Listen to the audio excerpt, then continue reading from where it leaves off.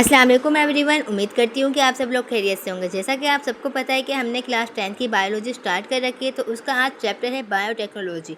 Chapter number 8 है biotechnology. तो biotechnology biology की एक नई शाख है जो इंसानी फलाह में मदद देती है मॉलिक्यूलर और सेलुलर लेवल पर, ताकि हम प्रोडक्ट्स हासिल कर सकें। अब ये जो शोबा है ये सिर्फ इंसानी सेहत में नहीं बल्कि एग्रीकल्चर, इंडस्ट्रीज़ और माहौल को भी मुफीद है, क्योंकि इसी चैप्टर में आज हम इसके बारे में डिस्कस करने वाले हैं कि बायोटेक्नोलॉजी कहाँ कहाँ मुफीद है और ये कैसे काम सर अंजाम देती है। तो बिना वक्त ज़ाये के स्टार्ट करते हैं अपना आज का लेक्चर। समय पहले आप लोग मेरे चैनल को सब्सक्राइब कर दें और अपने दोस्तों के साथ ज़रूर शेयर करें। पहला टॉपिक है इंट्रोडक्शन ऑफ बायोटेक्नोलॉजी। बायोटेक्नोलॉजी का तारुफ।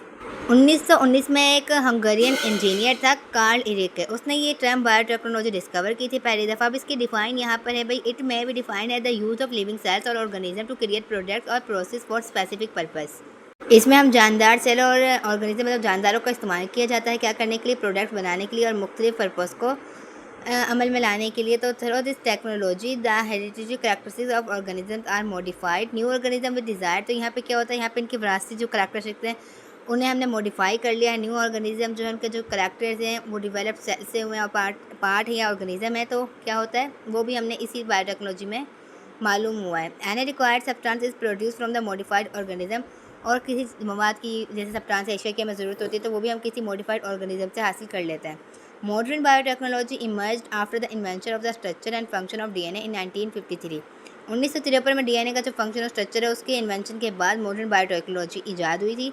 The techniques being used in modern biotechnology include. अब मॉडर्न बायोटेक्नोलॉजी में जो तरीके इस्तेमाल होते हैं उनमें फर्मेंटेशन है, रिकम्बिनेंट डीएनए है, सेल स्ट्रक्चर है, या फिर जीन एडिटिंग है, जेनेटिक इंजीनियरिंग है, या फिर टिश्यू कल्चरिंग ETC। तो ये सब क्या है, ये टेक्निक है मॉडर्न बायोटेक्नोलॉजी की। आगे है importance of yeast in fermentation. Yeast is a microscopic fungus that plays a crucial role in both bread making and ethanol production through a process called fermentation. Fermentation एक ऐसा process है जो yeast की मदद से क्या कर रहा होता है, ब्रेड और एथेनॉल को प्रोड्यूस कर रहा होता है। Role in bread making. अब ब्रेड मेकिंग में इसका क्या किरदार है वो पढ़ते हैं। Yeast ferments the sugar present in the dough and produce carbon dioxide gas.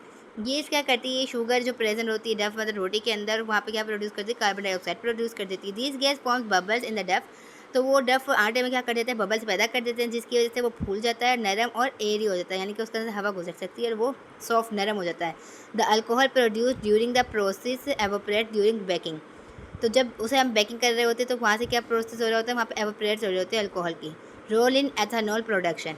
अब एथेनॉल प्रोडक्शन में इसका क्या किरदार है वो पढ़ते हैं। Yeast ferments sugar from crops like sugar cane और corn to produce ethanol, alcohol and carbon dioxide. Yeast क्या करती है कि जो ये शुगर है ना क्रॉप से जो निकलती है, जैसे शुगर कैन हो जाती है, तो वो वहाँ पे वो क्या प्रोड्यूस करती है, अल्कोहल और कार्बन डाइऑक्साइड प्रोड्यूस करती है। The ethanol is then purified and used as a biofuel और एन अल्कोहलिक बेवरेज। तो वो मशरूबात में या बायोफ्यूल में इस्तेमाल हो रहा होता है। आगे है importance of bacteria in biotechnology. Bacteria are essential micro organism use in biotechnology because they are simple. Bacteria जो है वो ना बहुत ज़्यादा अहम माइक्रो ऑर्गेनिज्म होते हैं बायोटेक्नोलॉजी में, क्योंकि ये बहुत ज़्यादा सिंपल होते हैं, फास्ट ग्रो करते हैं और ये इजीली किसी भी जेनेटिक मटेरियल को एक्सेप्ट कर लेते हैं। तो साइंटिस्ट क्या करते हैं कि भाई साइंटिस्ट को यूज़ करते हैं मेडिसिन बनाने में, स्टडिंग जीन्स को पढ़ने में, या फिर जो जेनेटिकली मॉडिफाइड ऑर्गेनिज्म होते हैं उनके लिए क्या इस्तेमाल करते हैं, बैक्टीरिया इस्तेमाल करते हैं। आगे इसके मजीद रोल है, जैसे रोल इन बायोटेक्नोलॉजी। बैक्टीरिया के certain bacteria produce imported substance जैसे like antibiotics, Streptomyces produce streptomycin. Many bacteria produce enzymes which scientist use in making cheese and detergents. Similarly, many bacteria produce vitamins like vitamin B12. Scientists also use bacteria to clean up oil spills and waste through a process called bioremediation.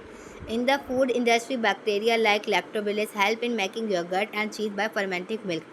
मतलब आप लोग देखिए कि कितने हमारे लिए मुफीद bacteria हैं जो हमारे साथ काम कर रहे हैं, जो फूड बनाने में, फूड इंडस्ट्री में यूज़ हो रहे हैं, कहीं पे सफाई में काम आ रहे हैं, कहीं पे ये विटामिन प्रोड्यूस कर रहे हैं, कहीं पे ये क्या कर रहे हैं, एंजाइम प्रोड्यूस कर रहे हैं। तो इतना सारा रोल है यहाँ पे बैक्टीरिया का। अब आगे है जेनेटिक मॉडिफिकेशन में क्या रोल है।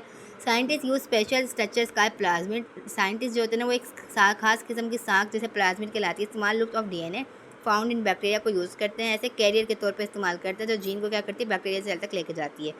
In this way the modified bacteria start producing proteins. इसमें क्या होता है, बैक्टीरिया जो है ना वो प्रोटीन को प्रोड्यूस करना शुरू कर देता है फॉर जीन के लिए। तो ये मेथड क्या प्रोड्यूस करता है, ये ह्यूमन के अंदर इंसुलिन पैदा करता है जो डायबिटीज़ के लिए मुफीद है, इलाज डायबिटीज़ का। Human growth hormone for growth disorders. या फिर vaccine against disease some bacteria. अब जो कुछ बैक्टीरिया होते हैं ना, वो न्यू जीन्स, हमें वही जीन्स पढ़ने में प्लांट्स के जीन्स है या फिर कोई genetically modified crops during creation के दौरान, तो वो भी हमें बैक्टीरिया ही मदद करते हैं। तो हमारा पहला टॉपिक यहाँ पे एंड होता है। दूसरा है जेनेटिक इंजीनियरिंग। तो genetic engineering is defined as the process of altering या फिर editing the genes of organism और transferring the genes from one organism into other organism. तो जेनेटिक इंजीनियरिंग क्या होता है? ये एक ऐसा प्रोसेस होता है जिसके अंदर जीन्स ऑफ ऑर्गेनिज्म की तब्दीली की जा रही होती है या फिर एक जीन को दूसरे ऑर्गेनिज्म के पास भेजा जा रहा होता है। In genetic engineering special enzymes are use to cut and attach DNA. तो इसमें ना कोई स्पेशल किस्म की प्रोटीन इस्तेमाल की जाती है जो क्या कर सके, डीएनए को कट कर सके या फिर उसे जोड़ सके। अच्छा, as a result of genetic engineering genetically modified organism are produce. आगे हमारे कुछ प्रोसेस बता रखे हैं भाई। Gene editing. Gene editing is a technique in which scientist make change in the DNA of an organism. Gene editing एक ऐसी हमारे पास टेक्निक है जिसके अंदर साइंटिस्ट यूज़ करके क्या कर रहे होते हैं, डीएनए को चेंज कर रहे होते हैं ऑर्गेनिज्म के। जिस कैन इन्वॉल्व एडिंग, इसमें एडिंग भी हो सकती है, रिमूविंग भी हो सकती है, रिप्लेसिंग भी हो सकती है या स्पेसिफिक पार्ट्स ऑफ डीएनए भी हो सकता है। It allows scientist to add, delete और change parts of the DNA. ये सारा जहाँ जीन एडिटिंग में होता है। It is done to correct genetic abnormalities and to improve characteristics. ये तरीका ना साइंटिस्ट जब इस्तेमाल करते हैं जब कोई एबनॉर्मेलिटीज़ आ जाती है या फिर किसी भी चीज़ को सीधा करना होता है, डिसऑर्डर को ठीक करना होता है, जब इस्तेमाल करते हैं जीन एडिटिंग को। आगे जीन एडिटिंग के कुछ एग्जांपल बता रखे हैं, जैसे क्यूरिंग जेनेटिक डिसीज या improving crop. Scientist are researching how gene editing can cure disease. Scientist क्या कर रहे हैं, वो रिसर्च करें कि भाई जीन किसी डिसीज़ को कास्ट जो एबनॉर्मल जीन की वजह से हो जाती है उसे ठीक कर सकती है, यानी जैसे एनीमिया हो जाता है, ब्लड डिसऑर्डर हो जाता है, साइटिक फाइब्रोस और लंग डिसीज हो जाती है। Improving crop. Gene editing can create crop that grow faster. Gene editing क्या करती है कि भाई ग्रो करने वाले को फास्ट कर देती है क्रॉप्स के।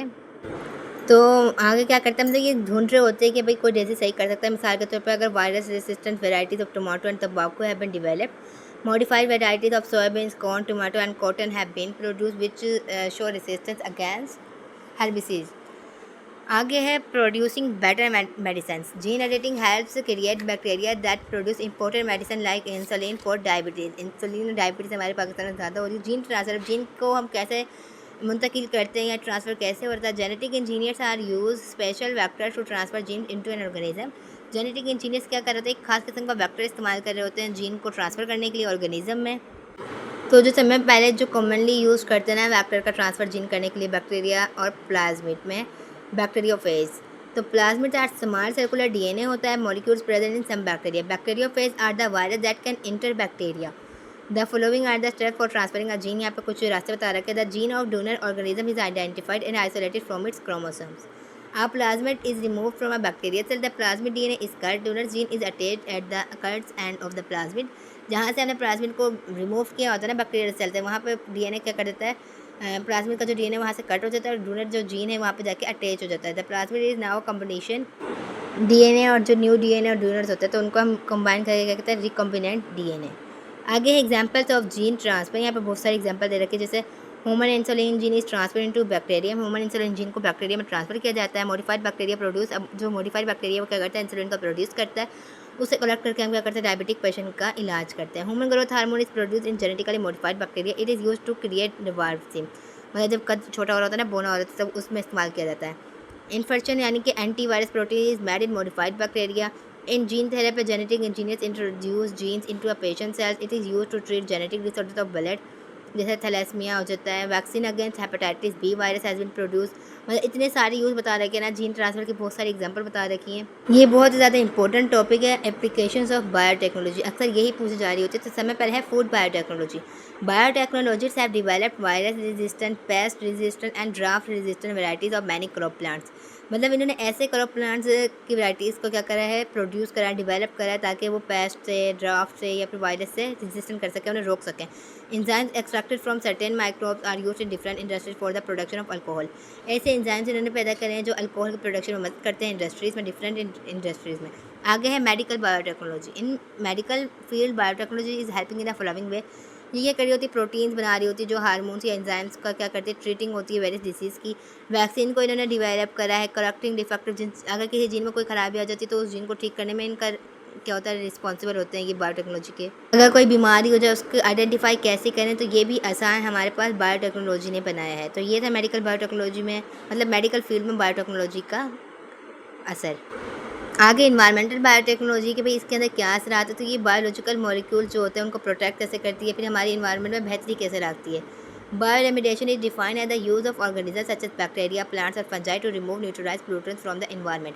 तो यहाँ पे भी बायोटेक्नोलॉजी का है कि भाई हमारे माहौल से कैसे गंदगी को साफ़ किया जाए। आगे है मेराइन बायोटेक्नोलॉजी। तो ये वाली जो मेराइन बायोटेक्नोलॉजी यहाँ पे ना मेराइन ऑर्गेनिज्म के साथ क्या किया जाता है, डील की जाती है ताकि जो न्यू प्रोडक्ट्स है उन्हें डिवेलप किया जा सके, या फिर कोई ट्रीटमेंट है या फिर कोई टेक्नोलॉजी है तो उसको। Genetic modification in many fishes have lead to faster growth rates, compounds extracted from marine organism. तो ये सब क्या है, ये बायोटेक्नोलॉजी की वजह से हमारे लिए ईजीली तौर पर हो गया, हम आसानी से ये सब चीज़ें कर सकते हैं। हमारी ज़िंदगी जो आसान बनाई है वो बायोटेक्नोलॉजी ने बनाई कि एक जीन से दूसरे जीन को कैसे करना है, क्या क्या बीमारियां में आइडेंटिफाई करवाती है, बहुत कुछ है। इंडस्ट्रियल में भी बायोटेक्नोलॉजी का किरदार है कि भाई बायोगैस कैसे प्रोड्यूस हो रही है, एथेनॉल बायोगैस को प्रोड्यूस कर रहा है। फॉर एग्जांपल के तौर पे आप देख सकते हैं यीस्ट को यूज़ कर रहे होते हैं, या फिर बायोडिग्रेडेबल प्लास्टिक वगैरह भी इंडस्ट्री में पैदा हो रही होती है। फार्मास्यूटिकल चीज़ें जो हैं वो सब कुछ जो है ना इंडस्ट्री में हो रही होती है बायोटेक्नोलॉजी की मदद से। तो ये था हमारा आज का टॉपिक, उम्मीद करती हूँ समझ में आ गया होगा। तो लास्ट टॉपिक है हमारे पास potential risk of biotechnology, health concern, environmental impact, lose of biodiversity, development of resistant pests and weeds, ethical issues. मतलब अभी भी प्रॉब्लम्स आ रही हैं। Some people worry that consuming genetically modified food cause allergic reaction हो जाती है, फिर लंबे अरसे तक हेल्थ प्रॉब्लम हो जाती है। इन्वायरमेंटल जैसे GM plants can sometimes cross pollinate with wild plants, so the modified genes can be separate natural ecosystem, it can lead to such species that may harm. तो मतलब ऐसे पौधे पैदा किए जा रहे हैं जो इन्वायरमेंट को नुकसान पहुंचा रहे हैं। लूज ऑफ बायोडाइवर्सिटी जैसे कि क्रॉप्स हो जाएंगी या फिर कोई ऐसी वैरायटीज़ हो जाएंगी जो बहुत मुश्किल से मिलती है, उनके लिए भी उनको कम कर रही है। आगे development of resistant pests and weeds, तो ये क्या कर रही है, ये रिपीटेडली GM जो क्रॉप्स हो रही है, बार बार पावरफुल पेस्ट इस्तेमाल हो रहा है, वो क्या करती है, वो ज़मीन को बार क्या कर देती है, अफेक्ट कर देती है। तो ये था हमारा आज का टॉपिक, उम्मीद करती हूँ समझ में आ गया होगा। शॉर्ट की वीडियो मैंने अलग बना रखी है, तो आप लोग डिस्क्रिप्शन में लिंक से वहाँ पे जाकर देख सकते हैं। इंशाल्लाह फिर मिलेंगे। अल्लाह हाफिज़।